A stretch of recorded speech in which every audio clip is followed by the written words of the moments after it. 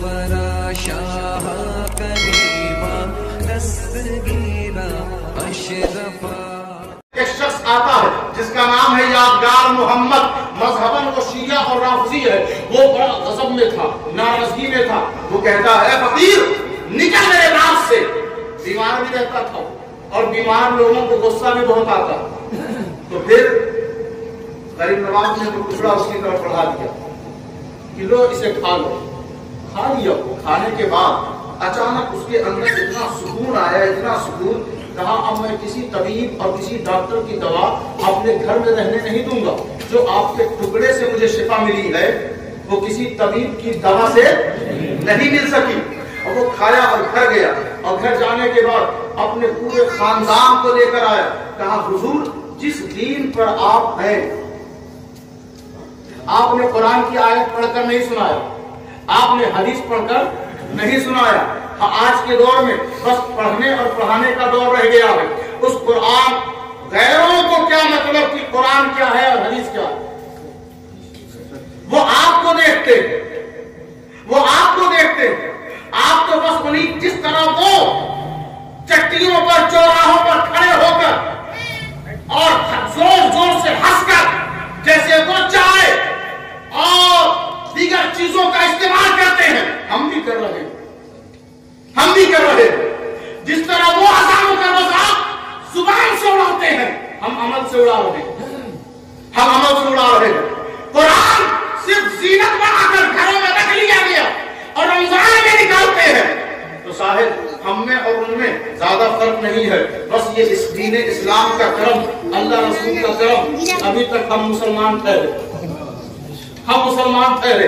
ورنہ ہمارا کردار بہت اچھا نہیں. اپنی زبان کو نرم بنائے، اپنی عادت کو اسوہ حسنہ کے مطابق کر لیں، تب کہیں جا کر ہمیں کامیابی مل سکتی ہے. پھر کیا ہوا حضرات محترم کہ وہ شخص آیا، کہا جس دین پر آپ ہیں، وہ شیعہ تھا نا، شیعہ تھا. جس دین پر آپ ہیں اسی دین پر ہم سب کو لے آئے، ہم سب کو لے آئے. تو حضور غریب نواز نے اس وقت سمرقند کے کثیر آبادی والے علاقے کو آپ نے اسلام میں داخل کیا اور کلمہ وہی پڑھایا جو مدینے والے نے دیا تھا، لا الہ الا اللہ محمد رسول اللہ. خواجہ غریب نواز کا کلمہ یہی تھا. آج اگر ہم انہیں مانتے ہیں تو یاد رکھیں یہ ہندوستان ہمارے نبی نے دکھایا ہے. یہ ہندوستان ہمارے نبی نے دکھایا ہے. کتنے ہم خوش نصیب ہیں کہ ہندوستان کا نقشہ غریب نواز کو اگر کسی نے دکھایا ہے تو وہ محمد رسول اللہ صلی اللہ علیہ وسلم نے دکھایا ہے. تو اب دیکھیں آپ اندازہ لگائیں.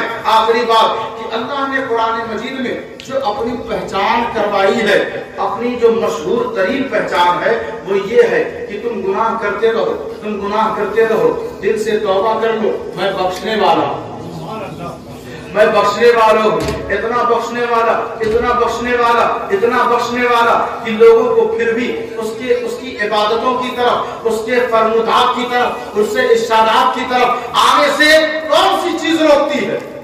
کون سی چیز روک رہی ہے؟ یہ بچے ہیں، یہ نوجوان بچے ہیں، کیا انہیں مسجد نہیں جانا چاہیے؟ ہم پوچھتے ہیں بابو یہ وظیفہ ہے پڑھ لو گے؟ ہم خانقاہ سے 30 سال 40 سال سے جڑے، داڑھی سفید ہو گئے، ناتی پوتے والے ہو گئے. ہم جب کہتے ہیں یہ آیت پڑھ لیں گے تو وہ کہیں حضرت ہم پڑھے نہیں، پڑھے نہیں. تو پیر صاحب خالی ہتھوڑے چومے، ان سے کبھی بیٹھ کے پڑھ بھی لیا ہوتا، پڑھ بھی لیا ہوتا. غریب نواز نے خواجہ قطب الدین کو پڑھایا، خواجہ قطب الدین نے بابا فرید کو پڑھایا.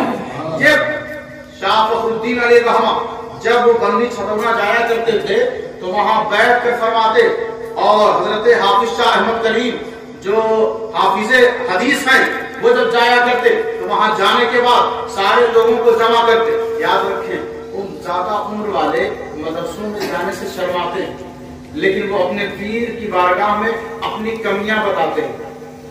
کمی میرے اندر کیا، وہاں شرماتے نہیں، وہاں بتاتے ہیں. تو آپ کیا کرتے؟ کہتے ہیں یہ سبق ہے، یہ سبق ہے. چاہے یہ سنن قرآن مان لیں، चाहे मसले मसाइल वाली किताब, आप कहते थे ये सबक है, इसे याद करना, पढ़ाते समझाते और कहते अगले सफर में जब मैं आऊंगा तो सुनूंगा, और अगर याद नहीं किया तो तेरे गांव में फिर दोबारा मैं आऊंगा नहीं। तो ये जो निजाम, ये दस्तूर था, अब न मुरीद को पीर की पड़ी है, न पीर को मुरीद की पड़ी है, इल्ला माशाअल्लाह। तो जरूरत इस बात की है कि आप चाहे कुछ भी हो, कुरान पढ़ना आना चाहिए, आप चाहे कुछ भी करें, मसला मसाइल जानना जिंदगी गुजारने के लिए जरूरी है। बच्चे सीखें, बड़े सीखें, सबके सब मसला पूछें और याद करें, याद रखें, हम जिस दिन मजबूत हो जाएंगे उस दिन कोई हमें बहका नहीं सकेगा।